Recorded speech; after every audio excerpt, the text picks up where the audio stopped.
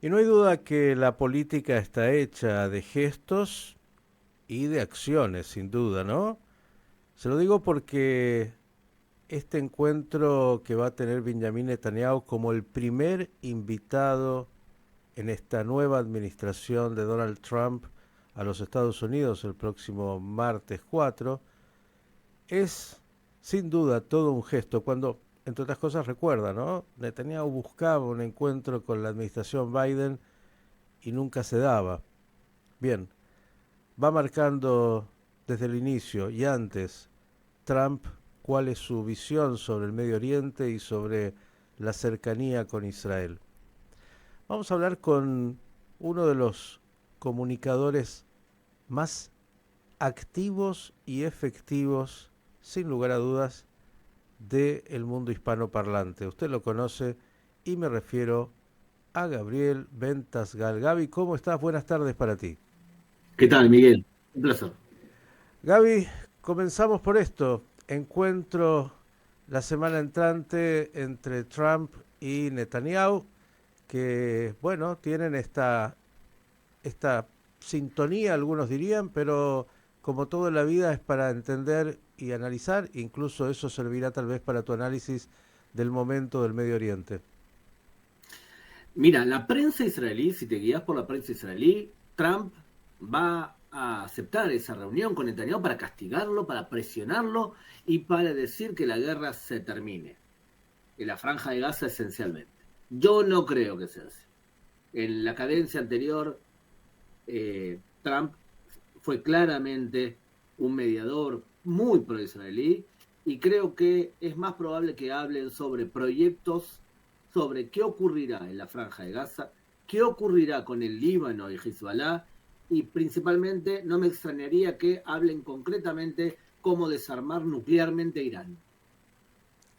Bien, y dentro de eso, Trump, que tiene iniciativa, no cabe duda, ya ha planteado algo muy novedoso, por decirlo así, para la Franja de Gaza, que sería la relocalización, ahí lo dije bien, de los palestinos de la Franja. Y claro, todos se han negado, pero algo está diciendo. Lo dice claramente, lo que está proponiendo es un transfer. Está proponiendo un transfer. Y hay varios problemas con ese transfer. Primero que muy poca gente en el Medio Oriente soporta a los palestinos. Todos pueden llegar a hablar y defenderlo de la boca para afuera, pero de verdad, muy poca gente realmente en el Medio Oriente, los países del Medio Oriente, soportan a los palestinos y están dispuestos a jugarse el pellejo para dejarlos entrar en su territorio. Recordemos que en los 70 el rey de Jordania padre, del actual rey de Jordania, puso en peligro su reino por dejar entrar a palestinos de la OLP. Y en Egipto también hicieron problemas todo el tiempo y en el Líbano ni hablar. Entonces, los palestinos, para muchos países del Medio Oriente, no son una gran atracción. Me cuesta creer que los acepten de forma masiva. Por otro lado, la Franja de Gaza no hay mucho a dónde volver. O sea, la situación física de la Franja de Gaza está en un nivel de destrucción importante. Lo que pasa es que viniendo de Trump no hay que descartar, porque otras opciones también no son ejecutables. Y puede ser que tratándose de que el pueblo palestino es un grupo de clanes, si líderes de ciertos clanes empiezan a emigrar y se transforma en legítimo emigrar, puede ser que tenga un efecto más exitoso de lo que nos imaginamos a primera vista. Y hay que ver también lo que significan los incentivos, tanto para los palestinos que quieran emigrar como los países que los quieran recibir. Todo se está jugando, pero es interesante el planteo, novedoso sin duda. Gaby, dentro de ese contexto, dijiste en esta reunión, ¿te parece que, entre otras cosas, van a hablar de Irán y de cómo, bueno, terminar de debilitar a Irán? ¿Cómo se está leyendo la realidad justamente de Irán, tan debilitado por los golpes contra Hamas, contra Hezbollah y contra Irán mismo en términos de lo que pasó en estos 15 meses?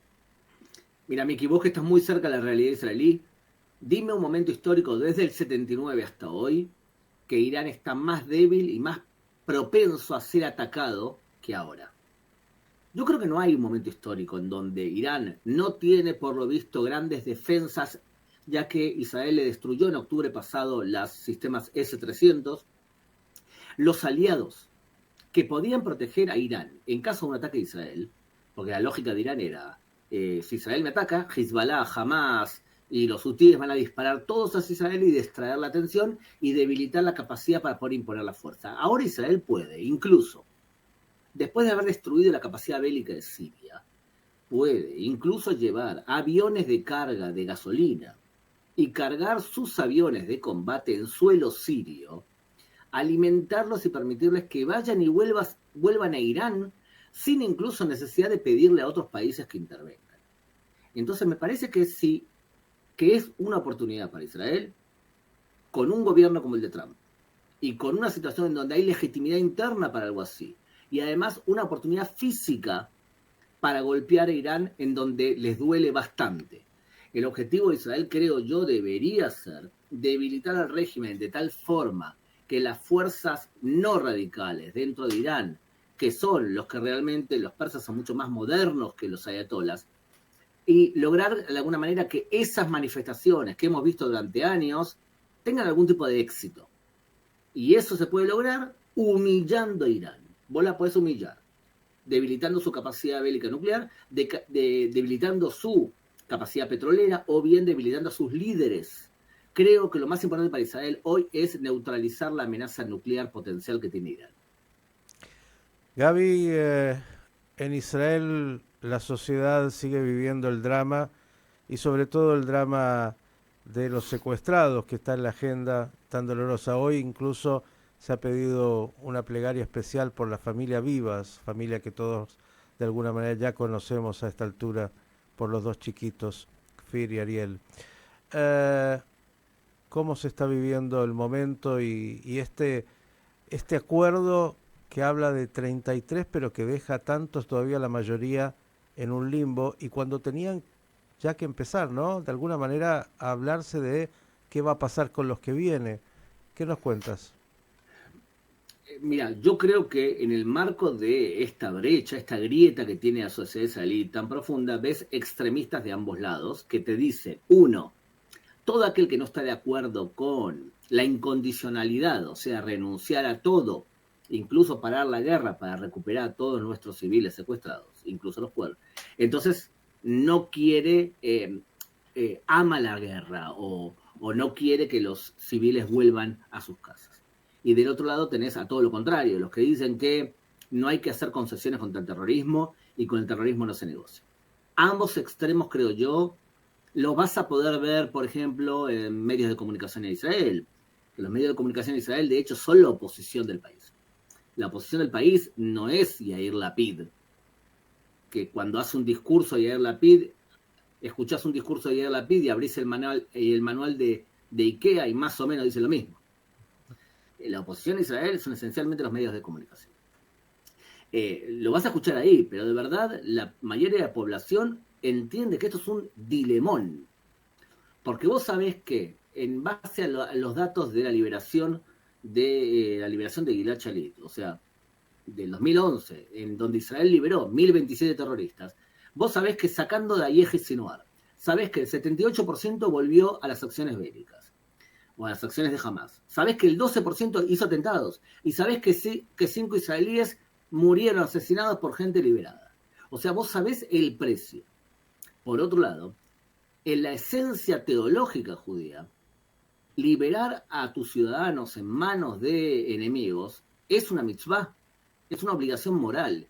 Y por lo tanto estás hablando con alguien que cree que a pesar de lo doloroso y del dilema, Israel debe hacer este tipo de esfuerzos para recuperar a sus civiles. Es una muestra de fidelidad a sus civiles y yo creo que Israel hace bien. Por otro lado, y puntualmente, el de los 33 que se están liberando, hace unos meses la inteligencia israelí decía que 25 estaban vivos y esa es la cifra por lo visto real. Yo creo que la familia Vivas no está entre los vivos. Y lo digo porque jamás lo dijo, porque el ejército lo dio a entender y porque los familiares de ellos también le explican a sus hijos. Dana, la hermana de Shiri, en una entrevista que le hice hace poco, me dijo, yo a mis hijos les digo que el ejército malo de Gaza mató a Shiri, mató a Ariel, mató a Kfir,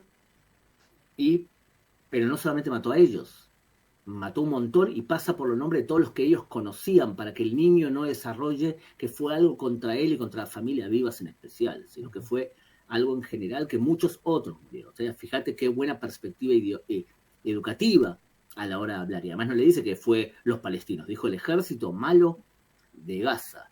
Entonces ella dice, mira, yo tengo que ser realista. Si mañana aparecen, va a ser mucho más fácil enseñar a mis hijos que se produjo un milagro. Uh-huh. Clarísimo, y sin duda será un momento difícil si se termina de confirmar eso, porque han sido de alguna manera el símbolo de todos los secuestrados. Y todavía está pendiente lo que pasa con todos de los cuales no se sabe nada. ¿Qué se sabe de esa segunda etapa de negociación? ¿Hay algo o simplemente todavía está postergado? Son 42 días para 33. ¿Qué pasa con el resto? Bueno, supuestamente hay una segunda y una tercera etapa. Uh-huh. Y una segunda y tercera etapa es, la segunda etapa, el fin de la guerra. Y una tercera etapa, un acuerdo para reconstruir la Franja de Gaza.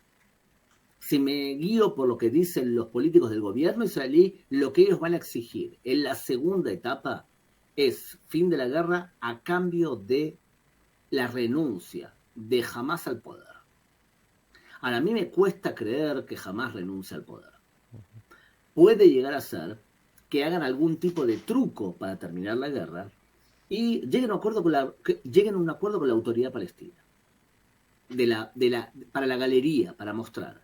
Es más, me dolería mucho si Israel cae en la trampa de creer que del suelo para arriba va a gobernar la autoridad palestina y del suelo para abajo, túneles, armas y demás, va a gobernar Hamás.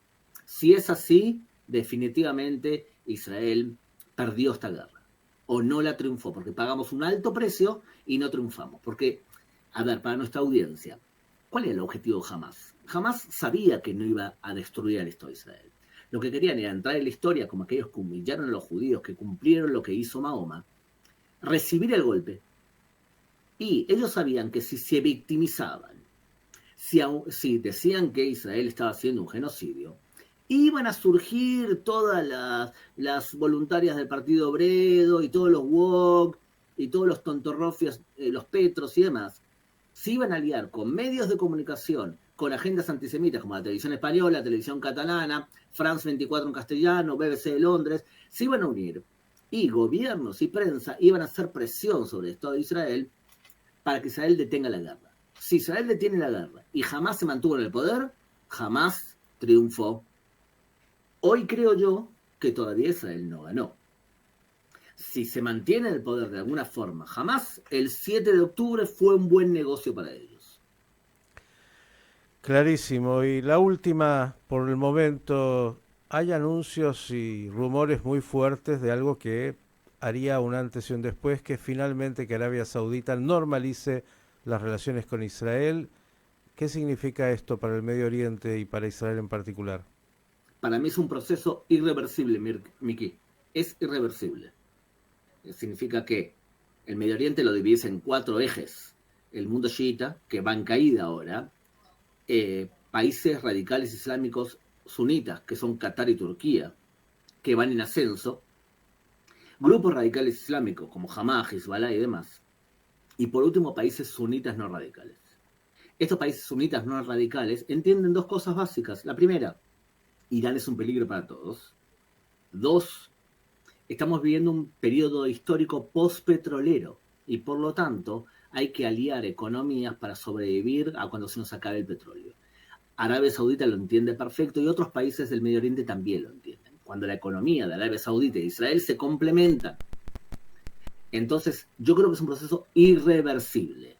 La gran pregunta es si Arabia Saudita va a exigir para firmar un acuerdo con Israel la creación de un Estado palestino. Mi evaluación, espero no equivocarme, es que justamente como empezamos esta entrevista, muy poca gente ama a los palestinos. Muy poca gente está dispuesta a jugarse por los palestinos. Y por lo tanto, yo no creo que Arabia Saudita condicione y quizás se va a conformar con la promesa de un Estado palestino después de 10 años, luego de que las autoridades palestinas demuestren que están educando a la paz. O sea, patear la pelota hacia adelante. Como yo les decía, Gabriel Ventasgal es un comunicador preciso, un trotamundos y un trabajador incansable. Gaby, como siempre, gracias y hasta la próxima. Un gusto, Miki. Chau. Gabriel Ventasgal, Pensando las Noticias.